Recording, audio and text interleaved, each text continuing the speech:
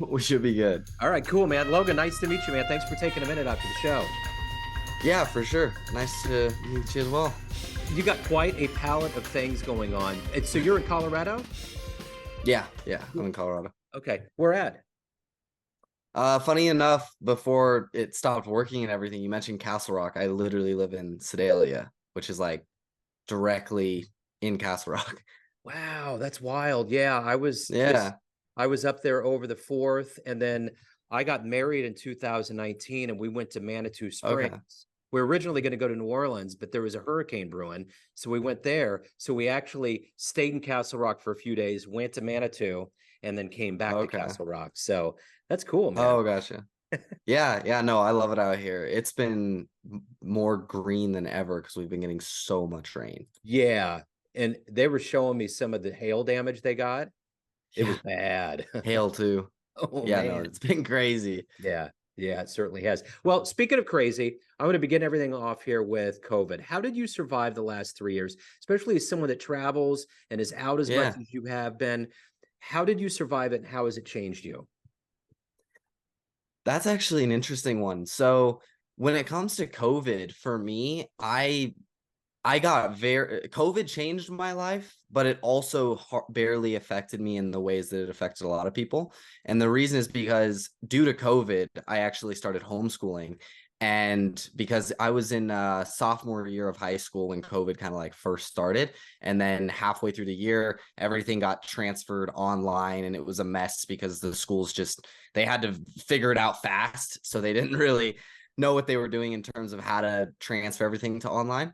But then my family decided to completely go homeschooling and we transitioned to the online platform called Connections Academy. Mhm. So that was the new school that we ended up getting on, and it was really good and everything. So we got fully on the homeschooling, and the main reason we did that was because the schools just seemed kind of in a bit of a mess, but it also allowed us to travel and train at motocross training facilities and actually live there in our RV or our motorhome, and be able to train there versus having to be tied down at home and going to school every day and that type of thing.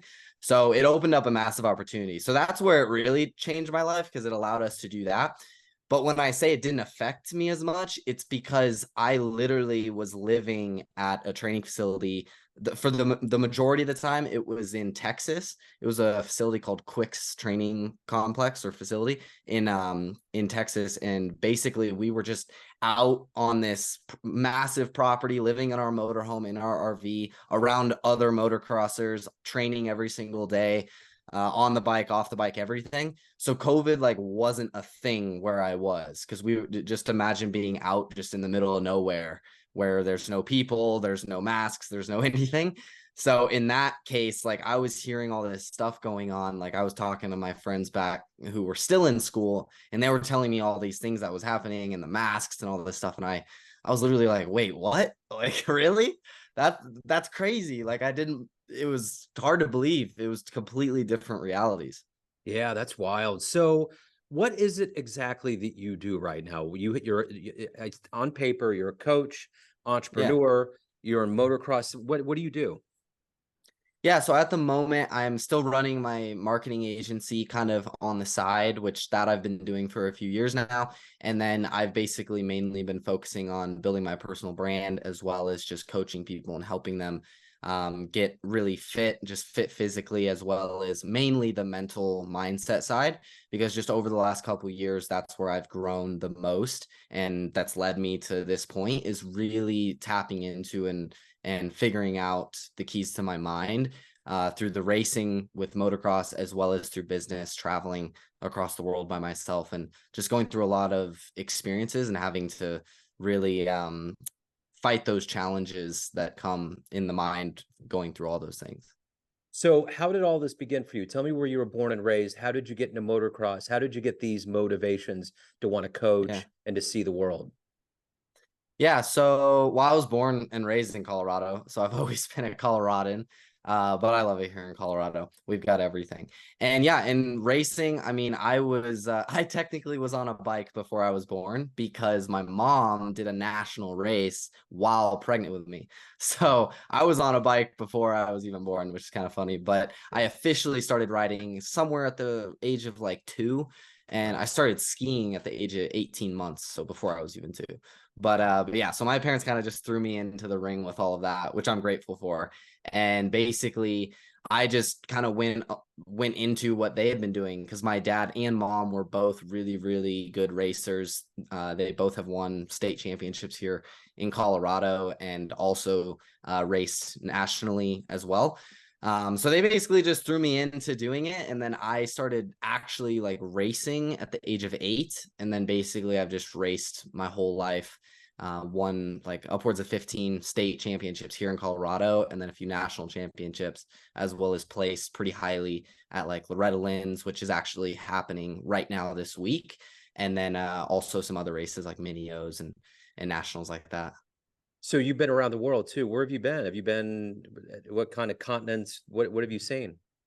So far, I've been to South Africa. That's the only place out of the US. Okay. I'm looking forward to, I want to go to Bali, Indonesia here at some point soon, as well as go to Europe. And then also I want to visit Dubai. My buddy Courtney, who used to be my business partner, he's been going to Dubai quite a bit lately, and it just looks incredible. So Yeah. I want to go there. But the only place as of now is South Africa. I traveled there for the first time by myself at 17 and went to Johannesburg, which usually when I say Johannesburg, anybody who knows South Africa, they kind of give me a face like, wow, you made it out alive. But no, I went to a really nice area of Johannesburg. I was staying in, well, first I stayed with Courtney at his house in Boxburg, and then ended up staying on my own in Rosebank. But then I ended up going to Cape Town for the first time in beginning of 2022. Absolutely love it there. So now I've been to Cape Town specifically about 4 times. And yeah, no, it's an incredible place. Right on. So who's been kind of a hero for you in your life? That's an interesting one. I've got quite a few people that I look up to. Specifically in the motocross world, I've always looked up to Ryan Dungey. He's just had a very successful career, and specifically, he never really had any major injuries, and he was one of the best. He won numerous championships and is one of the best and one of the legends. And everybody used to call me Ryan Dungey as a nickname when I was racing, just because I had a very similar style to him. Never had any like super serious injuries other than breaking my collarbone, which that's actually one of the best things that's ever happened to me. And then, yeah, so Ryan Dungey's been a big one. And then I also look up to people like Matthew McConaughey, funny enough, Elon Musk, Steve Jobs. And then I also look up to Alex Hormozy just because he's got a lot of knowledge when it comes to online business and everything. So I've been learning a lot from him over the years. If you could meet anybody on the planet right now and spend some time with them, who would it be? Dead or alive? We can open it up to everything. Okay. Anybody I could meet? I'd probably want to meet probably Elon Musk. Everybody would probably, or most people would probably give that answer, but genuinely, I think he's got such a good grasp of what the future looks like, especially with the implementation of AI lately, and he's got a good understanding of it. I'd want to talk to him about where he sees all of this going and how to best prepare for the next 2, 3, 5, 10 years. I think he'd probably be the most beneficial person to talk to, in my Yeah. opinion. Well, and so for someone like Elon and other people that like McConaughey and others that you mentioned, there's so much motivation that goes into what they do. What's the motivator for you? What gets you up every day? What gets you moving and accomplishing what you want to get done? Yeah, so I want to become undeniable in basically all areas of life, meaning fitness, finances, as well as I've always been into a lot of like extreme sports like motocross, skiing, snowboarding, wakeboarding, mountain biking, all kinds of different things. So I kind of want to basically become undeniable in all different areas and be looked up to and be able to help other people as well, live a really good life. I can't see personally, since I've always been such an adrenaline junkie, I can get bored very easily. So I kind of constantly have to be pushing towards that next thing, like every day. Every day doesn't necessarily have to be different. I just have to know that what I'm doing every day is leading to something, and that there's like the journey that I'm going on. Like I can't imagine going through life doing the same thing every day and not having something that I'm leading towards or that I'm working towards. So it's kind of the daily pursuits, or I actually posted this on well, now X, but previously Twitter today, the daily pursuit of becoming undeniable in all realms of human endeavor. So that's kind of what, when I wake up every day, that's kind of what I'm thinking is how can I continue that journey in order to become undeniable in all areas. And then currently right now, it's also to build a personal brand and help as many people as I can. So up to this point in your life, what are you the proudest of that you've done?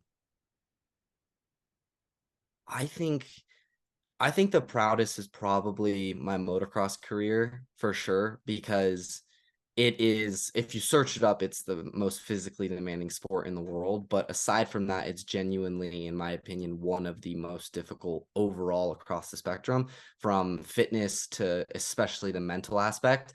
And I didn't realize how important the mindset aspect was to motocross until like 2 years ago or something like that. So actually quite recent. And when I figured that out and had my mindset shift, which actually I had that at Loretta Lynn's, which is the race that's happening this weekend or this week. When I had that about 2 years ago or so, that's when basically my whole life changed, because I realized how important that is.